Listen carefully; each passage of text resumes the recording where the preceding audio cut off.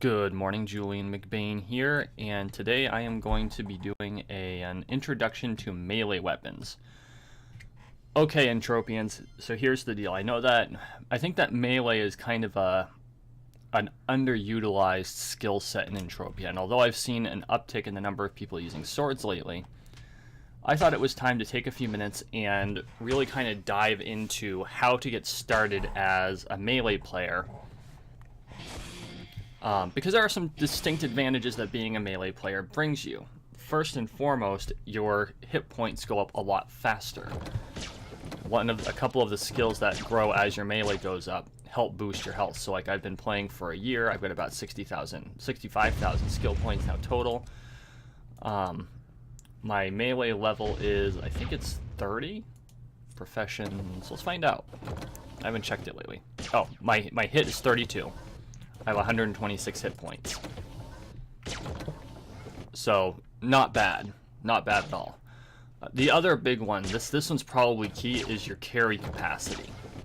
I can carry 352 kilograms due to my strength that was built up because of melee, and I know that a rifleman in approximately my same condition or position would be able to carry 250, 270 in that area. I've got 62 strength points. So that is a major one. Those are the two biggest advantages that I've seen to being a melee player, and from a practical standpoint. I'm sure that there are other things that I'm not thinking of in there because I don't have the experience to really key in on them, but those are the two big ones that I've seen. Now, let's talk about a couple of the drawbacks. The first big drawback is, in fact, that riflemen, or rifle hunters, I should say, get to increase their skills in things like inflict range damage assessment, which I finally cracked open while using a rifle. Weapons handling, and because of that, their abilities in using support weapons, vehicle weapons, and consequently the quad wing kismet weapons is going to be much higher compared to a melee player. So there's that kind of trade-off. Laser weapons are much more ubiquitous as opposed to melee weapons, but melee weapons give you a little bit more in the way, at least as far as I can tell, a little bit more in the way of being able to take hits. Your evade will also naturally be a bit higher because you're getting hit more. You know, when you're fighting with a rifle, I would say it's probably a tad more, it's definitely a little more eco because you can back up from your opponent before they can hit you, and that gives you a couple of extra seconds of not getting hit while you're dealing damage. Melee players don't have that advantage. We have to be towing it with the opponent all the time unless we're switching back and forth between rifles and swords. And there's a certain amount of advantage that it can bring, but it's not necessarily perfect, if that came out right. So, I will say that the majority of my experience is in using long blades, not short blades. I have taken a little time to level short blades a little bit, and I intend to do so even more. First off, to round myself out, I leveled my rifle up to, I think it's 10 or 15. What's my rifle at? Laser sniper. There it is. I brought it up to 19. I'm going to try getting that to 20 here pretty quick. I want my short blades to be up to 20 because I'm pretty sure that that's down in the, I think it's only 10. Whipper's 9. I have never used a whip. That's just knife fighter, 11. So, and of course, there are certain skills that drag everything up. So that's helpful. But that doesn't mean that the core skill that's attached to it is there yet. So I really want to make sure I'm bringing all of this up with it. I'm also working a little bit with my Mind Force powers. I really like using Mind Force, even though they're a bit shorter range than rifle. I think they're fun. So anyway, intro to melee weapons. So of course the first weapon you're going to use is the default Castorian Combat End Blade, because this is the TT blade. And you can buy it from the trade terminal. It's right here. It's 15 pet a piece. One of these will probably last you about an hour of hunting, maybe a little bit more. You can amp it up. You can put a melee trauma amplifier 1 on it. That's what I have on my LB20s. Mostly because I've been too cheap to go buy a 4 since I can't find any 2s on the market. I really wish I could. So you can use this. It goes for about an hour. If you're hunting punies, it's a little bit longer, I think. Not because it... actually, probably not. It's probably about an hour. I don't remember my puny hunts very well anymore. It's been a while. So... after this sword, I really recommend going into one of 2. And so we're going to close this, and I'm going to keep this piece open. There we go. I'm going to kind of kick this off to the side here for a second, because I know there's almost always one in the auction house. We're going to kick down to items, weapons, melee, Longblades. And, a quick word about these Killian weapons. Don't buy Killian weapons. Sorry, crafters. I mean, it's got a 14.2% efficiency. Its durability is It does a little more damage than the end blade. I think it has a lower, but it has a lower attacks per minute, so your DPS is going to be about the same, a little bit lower. I don't know that this one gives me the thing about these weapons, and all unlimited weapons, or the majority of unlimited weapons, are like this. This has a never never to it, and that's the key in on, which means that they're optimized at level 100. And this weapon only has a 14.2% efficiency rate. I probably dumped 200 or 300 ped, if not more, into repairing one of these before I realized it was much more efficient to use the TT weapon. So don't use one of these at low level, even though it's the next step up, or at least it appears to be. That also goes for one of these. This is the Katsuichi series. The Katsuichi Honor has a 65.8 efficiency rating. That's good, but it's optimized at level 100. So as you can see, my damage interval to max is 18.1 to 56 as opposed to 28 to 56. You can put an amp on it. I did use these in the last migration event. Overall, I broke even on that, but I broke even on that because of the event's loot table, not because I was being efficient with the sword. And I did put an amp on it that helped a lot. Its efficiency rating helps to keep things a little bit more even keel, but overall, this is optimized for level 100. Most of them are. Once you make level 100, it'll be far more efficient than even the ammo burners, I think. I'll have to get there to find out. But for the time being, I'm just keeping this in the back storage for later, because it'll be good for hunting like Aatrox and Curbs and stuff like that once I get to level 100. Because I enjoy hunting those things, and I find it to be very fun hunting those things, but I don't have the skills necessary to efficiently use that yet, so I don't. So let's talk about what you should use instead, especially if you're just starting out. So once you get once you hit that level 2.4, there are 2 weapons that I can recommend.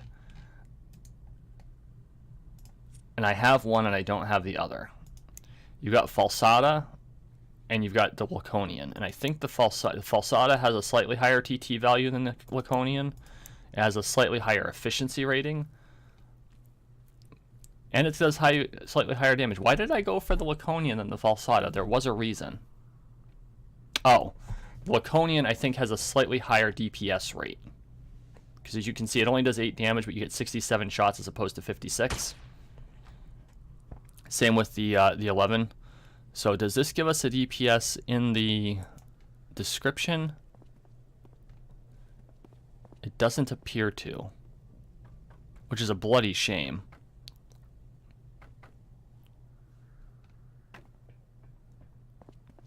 Ah, bugger.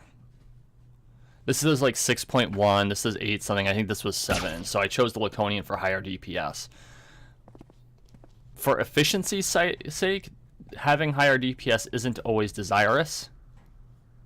This does have like a small downtick on the amount of skills you have to use it. That's really negligible. They both have good durability. I still use my Laconian sword from time to time, especially when hunting low-level stuff. If I'm going after, like, Berryclet or something like that out, level 3s or something like that out by the Corinth East Hangers here, I'll often use my Laconian sword, or I'll use, yeah, because even an LB10 out here is overkill.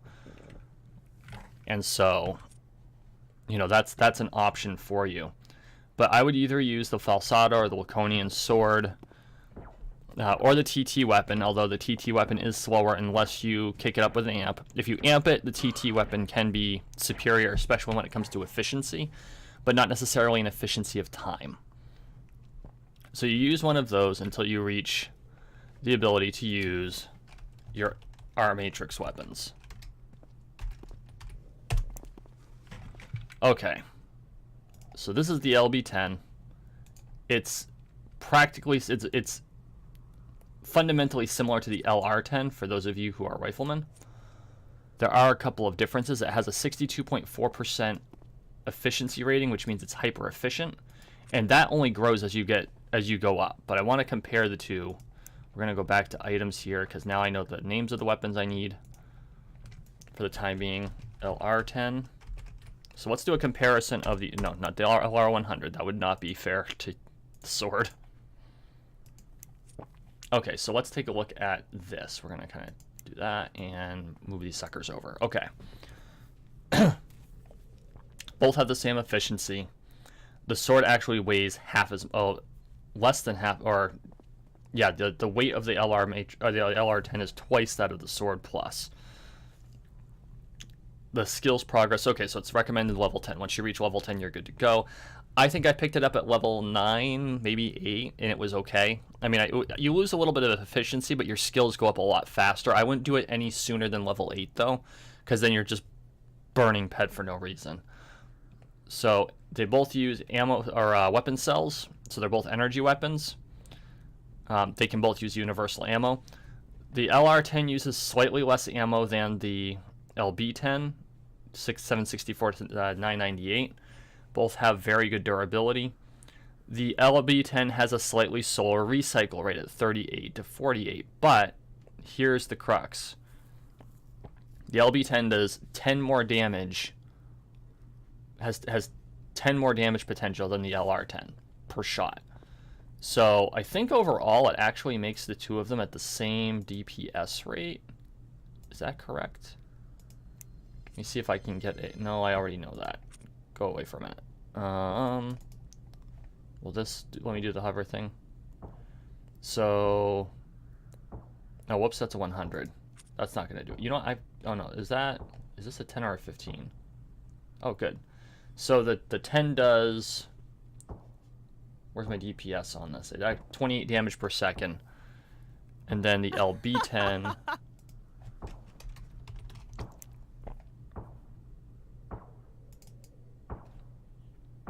does 29 damage per second. So 1 extra damage per second. And that disparity does start to grow as you go up. Not very fast. I think it's like 1 point per level, but still that's 1 point per level. Critical's the same, and of course your tiering table's different, but no one tiers limited weapons because it doesn't make a whole lot of sense. One thing to keep in mind is that your total range with an LB10 is 7 meters, which is actually quite long for a sword. Although I guess it doesn't make a whole lot of sense. Well, in game, I guess it kind of makes sense because we're trying to work with a digital system that may or may not recognize certain things. Realistically, if you're doing this from a first or third person perspective, you can tell that you're basically in melee range when you can actually hit the person if you were to lunge with it. Being a swordsman, I was kind of impressed at the accuracy of it. And an advantage that the LB series and the TT sword has over like the Laconian or the Falsata is it has just enough range so that you can continue backing up. And the enemy can still hit you, but if you need to draw the mob out of a crowd, you can do that. The Laconian, you can't. You'll actually outrange yourself before you can do that, because this only has a range of 4 meters. So keep that, just something to keep that in mind if you're going to go with melee weapons. So after you do the LB10, you're going to go to the 15, 20, 25, 30 as you go up. Once you hit level 100, then you can really get into the unlimited weapons. So let's just kind of take a look at what some of the options are at that. Obviously, I am not there yet, but there are some fun ones out there. I do have one of the Genesis weapons I'm going to introduce you to. You've got like the Genesis Spark Bite. And these have like a super low TT value, but they've got exceptional durability. So I don't know how many shots you can take with it before it dies. But they use a huge amount of ammo. It's like 42 peck per shot, 43 peck per shot. But they just do massive damage. 179 per shot. And so, I mean, this is where you can lead to. And these things, I think you have to be level 100. Oh, no, level 60. These are only level 60. So that's not terrible. And I've seen Ubers running around with these things, and they just wall up anything they touch. And then, this is a new one for me, the Turath Blade. Apparently it doesn't have an image. There it is. Oh, okay. You get some funky ones. I think this is actually native of Toulon. In fact, I would put dollars to donuts it is. Yeah, it's got kind of a medium damage ability to it. It does not take ammo, which means you're good at all of the damage is going to go on the sword, which, you know, 6 of one, half dozen of the other.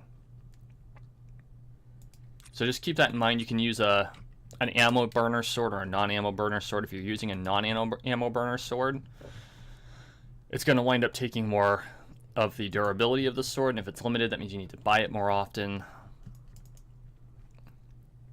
This is the Philosopher's Sword. This one was pretty good, I think. At 22 to 44, it's unlimited. I've got the skills for it. I wouldn't mind one of these, but the markup on these is just absurd. You know, I'm not spending 140 ped on something that's under my level now. Not at this point. And then for me, the next step's the LB25.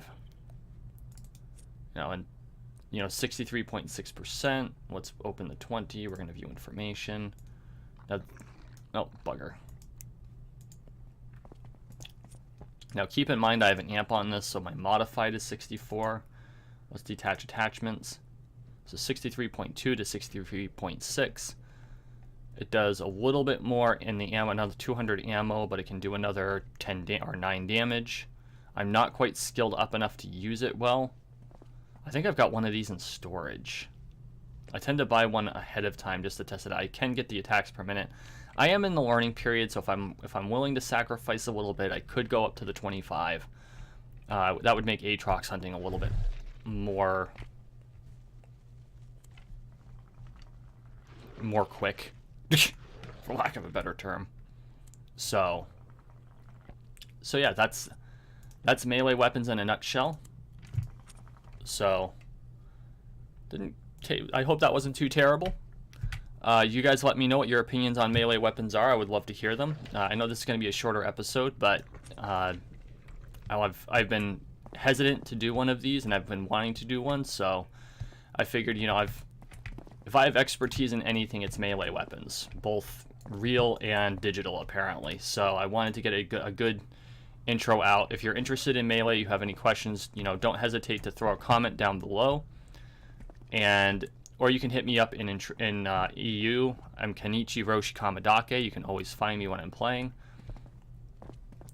Currently, I'm on Calypso. I just got back from Monria. I do like to go to other planets, and when I do, I'm generally there for a while. I spent a month on Cyrene, and I'm going to end up going back at some point. I think I spent a month on, it was at least 3 weeks on Monria. Had a lot of fun there. Went to Toulon. That only lasted a week. That wasn't... I need to go back, but I need to go back with a teleport ship, is what it comes down to. I think there's a lot of potential on Toulon. It's very, very quiet there, but I need to go back with a teleporter chip, and so that I can, you know, bounce around a little more efficiently, because Toulon has a no vehicles policy. So, guys, thank you for watching. Thank you for listening. Please like, share, and subscribe down below. I really appreciate all your help. Make sure you subscribe if you haven't subscribed already, please. We are going for 100 subscribers by the end of April. I've been kind of stuck at 74, and it's already the 13th or 14th. What is today's date? Today's the 14th, so it's 8:21. This is going to release at 9, and I've got 74. So if I've got 26 people who watch my channel that haven't subscribed yet, please give me a subscribe. I would really appreciate it.